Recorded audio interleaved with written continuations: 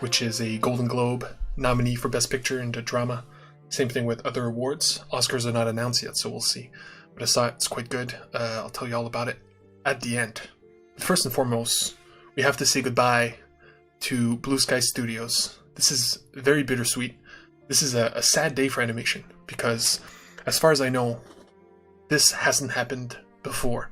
And if it has, it wasn't studios that were well known or worthy of remembering, or, things like that. And it's always been about the big boys, right? It's always been about Disney, Pixar, and DreamWorks. But Blue Sky has always been there. Every year, essentially, they've released a film. And Disney bought Fox a few years back, and with that came Blue Sky Studios. And we just assume that they would just continue on, keep the name, just be released under the Disney banner. It's a studio of, I believe, 400 people worked on these films. So, and they shut it down. What I'm guessing happened is that most of them went to work at, I don't know where the music stopped. Okay, it's back. So I don't know. I'm guessing most of the animators, because obviously they're talented. Blue Sky Studios has always had as good animation and as, very quick moving, beautiful as anybody else. Like, their visuals have never been their issue. What might have been their issue, unfortunately, is their storytelling. While the greats were always great, Blue Sky Studios was always B tier. It would always be always there, always satisfying, but never fulfilling, never above and beyond, And while it is a sad day, I do believe in a weird way that it's okay, It's not like this is the beginning of the fall of animation at all. This is just one studio who Disney decided was better worth shutting down than continuing. So while it is sad, I do want to celebrate it just for a little bit. We'll do a quick rundown of all the films they've done. My quick thoughts. It all started with Ice Age, and not only did it all start with Ice Age, but it set the template of what Blue Sky Studios is all about. Comedy, family dynamics, especially, and just a love for the craft. And Ice Age, surprisingly, in all their catalog, holds up beautifully, to the point that it might be one of their best. Especially when you think about the tiger storyline, in which the saber-toothed tiger was sent to capture the baby child, right? And then he slowly, of course, develops a friendship with Sid and Mammoth, the mammoth. I forget his name, Manny, right? Manny the mammoth. And then, of course, Scrat, which might, I looked this up and I was looking at all these films, and I think it's their biggest legacy, for better or for worse, is Scrat the squirrel. And I wish it wasn't that way, but it also shows you, what the studio kind of is. It's funny because there's Illumination Studios, the guys who did Minions, Despicable Me, Sing, and the Lorax, the Grinch as well. Those guys are badly regarded, but I'll tell you what, they've done, the great movies that they have done are better than the great movies Blue Skies have done, unfortunately. That's just the reality of it, is that an 8 out of 10 is always what they had. And I'll prove that as we go along. They did Robots. By the way, this score is so old. I don't know why I hated it that much. I'm sure if I rewatched it, I would give it a 6, especially since Robin Williams plays one of the main characters. But I remember growing up with this film, of course. And then, one every year, Ice Age 2, also did not like, apparently. One of the weakest of the bunch. Not even gonna talk about it. And my two favorites, though, are Horton Hears a Who, which had Jim Carrey and Steve Carell, one of the early ones. It's just beautiful, and it shows you how much voice acting takes you. It can take you so far. Robin Williams, both in Aladdin as the genie and in Robots as the Red Robot. Same thing here, where Jim Carrey plays the elephant, I believe. Steve Carell plays the Who. And they nailed it, and it pushed the animators to go above and beyond to make their characters expressive. They're known for their comedy. They're not known for their emotional stakes, if you will. So, while I heard the news today, which it just happened, Of course, I was extremely sad because I love animation so much. But looking back, the reality is, you know, they were never in the upper echelon. Every time they released a film, I would get excited. I would be like, this is the one, right? This is the one that reaches the levels of DreamWorks or Disney or Pixar. And if we're being honest, they never have. So, as bittersweet as it is, I think it's fair. So, see, Ice Age 3 I like more than most with the dinosaurs. Everybody do the dinosaur, of course. Rio I really like. Both Rios. Fun times. They have fantastic music. I remember I used to work at a video store, and I would put Rio a lot, just because of the music. Drop it low, you know what I mean? Which sucks, by the way. I wanted to show you guys that scene, but I couldn't get it in time for this goodbye. And finally, not even finally, there's 5 Ice Age films. 5. Nobody else has done 5 sequels. It's a double-edged sword, because with 5 sequels, they managed to do the family dynamics that I was telling you about. They managed to bring those together better than most, just because they had the time. See, I paused it right here, and this is a perfect example. This is Rio 2 with these two together, and they had babies, right? And they're meeting their grandfather. And same thing with Ice Age. You know, everybody gets coupled up. They have kids. Their kids become the story in the upcoming films. So in that aspect, the family dynamics, they might have been the best in the biz, but just because of the amount of sequels to Ice Age and others. And this is where it gets harsh, okay? 2013 is where hope was, because by that point we were used to Ice Age sequels, and then Epic. Epic, if you look up Epic teaser trailer, which I looked up earlier, it's one of the best trailers ever made. It's also because of the song, and it's a hot song at the time. I kind of showed it to you because it is a licensed song. But if you're going to call your movie epic, the expectations are so high, and that was the point, right? It's called Epic, but it's on a tiny scale. It's with, it's with bugs and snails, and like literally the biggest thing in the film is a mouse. A mouse is a giant in this world. And while there were cool action scenes, it did not live up to the name. So this was the first one, I believe, that cinched Blue Sky Studios to be shut down today. It's the beginning of the end. And again, they're all great. They're all 8s. But at the end of the day, great in animation is not good enough. And that's the sad reality of it. So we go right here, Peanuts movie, loved it, right? And for a Peanuts movie, for a Charlie Brown movie, it's as good as it gets in 2015 in this case, which I can't believe. It's been 6 years. But the thing is with Peanuts is that it's a product of its time. It came out in like the 50s or the 60s. And while it holds up and it's timeless in a way, you know, we've moved past it in every possible metric, from animation to storytelling to comedy, right? So as good as it is, and as perfect as it is for a Peanuts film, it's still innate, you know? And that's how it goes. This one is the only one I haven't watched. It's weird, because in my mind, Ice Age 5, I have seen it. But I guess I haven't. And watching the trailer, I was like, I don't remember this. So probably I didn't see it, unfortunately. So then we're left with 2. The last 2 Blue Sky Studio films. Ferdinand, story of a bull who does not want to kill. Which is extremely ballsy of a story. But unfortunately, they did not deliver on that premise, you know? Because it's such a good premise, man. Like, imagine if they showed at the beginning of the film him goring a human being. And him realizing that, like, oh my god, you know? But it's not, he's just born this way. He's born as a pacifist. And so again, high expectations, somewhat disappointing. And then finally, 2 years later, because they used to release one every year, this is their last film. And it makes me sad, because I went to go see this last year alone, and I was so excited. I'm always so excited to go see any animated film.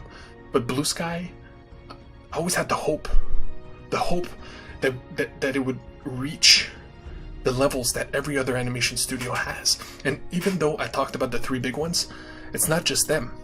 It's like Sony, right? Sony with Cloudy with a Chance of Meatballs, or Illumination with the first Despicable Me, or like Spider-Man, you know, Enter the Spider-Verse. You can't compare them, because unfortunately the reality is that Blue Sky could not compare, you know? for as good as they are, and they are great.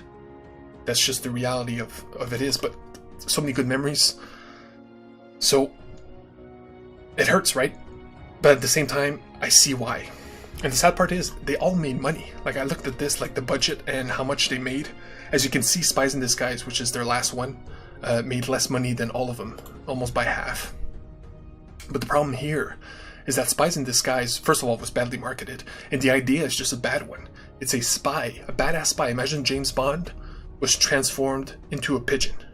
Like, that's the entire premise, right? Comedy hijinks ensues, but again, it's not enough, especially here, because like Epic, you would think it would live up to the name, but it doesn't. But this one, you go in already with low expectations because it's a spy becoming a pigeon. You know, how much can you really do? Man, so it really is sad, but at the end of the day, we know that they're a talented team. So Disney is just gonna suck them in and incorporate them into Pixar, into Disney proper, and hopefully, right? It is 400 people. Maybe they can't place them all, but that's just how it goes. And Nimona was supposed to be their next film, which is also sad, because again, very highly scored, and it's based on a book, right? So you have good source material, and this is the woman who wrote Lumberjanes, which I'm reading right now, which is fantastic. This is going to be adapted as a Netflix show or an Amazon show, and I can't wait, right? So that got cancelled, and it was a year away from release, which means you pretty much have an idea of what it was going to be. And I'm guessing, like I feel, like most of us feel when watching a Blue Sky film, it's just not up to par. And it hurts to say that. You know, because I went from sad today to like, this is a huge loss, to being more realistic about it and realizing that from Disney's perspective, it makes sense. Even though I have beautiful memories with these films, this scene with Snoopy, man, made me laugh earlier, like I didn't remember it, you know? And comedy might be their strongest point in the family dynamics, but that's it. So we must say goodbye to Blue Sky Studios. It's a sad day for animation, but it's not one that is dooming, you know? If anything, it just, man, I don't know. It's bittersweet. That's all I'll say. See, this is where he turns into a pigeon. This is when he realizes I'm a pigeon now. Anyway, and one of the scenes I have here that I put is the frog from Rio 2. That's one of the only things I would actually tell you to look up. The Epic teaser trailer, oh my god, holds up. And the Rio 2 Poisonous Love song. It is such a beautiful song, and one of the best songs for a villain ever. And it's about a poisonous frog, talking about she can't touch anybody because she is so poisonous, hence Poisonous Love. It's a beautiful piece of music, highly recommend it. But to be honest, the rest, you don't have to, you know. And I wish I could say the opposite right here. This frog, man, beautiful stuff. Poisonous Love. That's like, to me, that's their biggest artistic value, you know what I mean? And you know, that says a lot about the studio itself. So that's it. Sorry, I'm in this mood, but again, it makes me sad, but at the same time, it is what it is. So and that's it. Now we're moving on to Promising Young Woman. Of course, I am continuing to watch a masterpiece every day, Best Picture nominees, etc., so we can finally catch up. And this one was a surprise. First of all, it wasn't on the list because I thought it was the 2021 release. So I added it here. Obviously, you can see the score, 9 out of 10. Loved it. And here's the beautiful thing about this film. The absolute beautiful thing about this film is that it is a thriller comedy. Thriller first. And it is nominated for Best Picture, both for the Golden Globes and others. Oscars are not announced yet, and to be honest, I highly doubt it would be nominated for Best Picture at the Oscars, just because it's like, it's a movie of today, of like 2021, to the point where when I was watching it, I was laughing at an old person watching this film and what they would think, because they'd be like, what is happening? Like, it would melt their brain, because it's so fast-paced. It has a current soundtrack. There's like a remix of Toxic from Britney Spears, you know, like an instrumental. It's like super important. And the movie's about and this is serious, but trust me, the movie does not take it as seriously as it sounds. And it's about consent. It is a movie about consent, but it is extremely comedic. It has horror elements, and it's very fun. And I knew that going in. It's almost perfect, but there's a few things. But it has like so much balls. That's why I think it got nominated in the first place, and why I hope the Oscars do the same thing. But man, the Oscars voters are so old that I highly doubt it would happen. And if it does, it's like a gimme. But it opens the door for horror. While this is not a horror film, it is certainly a thriller, big time. And this puts us one step closer. That's one of my dreams, is that the Oscars and the Golden Globes finally recognize horror films as equal as everything else. Animation finally got that treatment. Like, seeing an animated film being nominated for Best Picture is normal. That's how it goes. Like Soul, I wouldn't be surprised if Soul is nominated for Best Picture at the Oscars, instead of having their own category.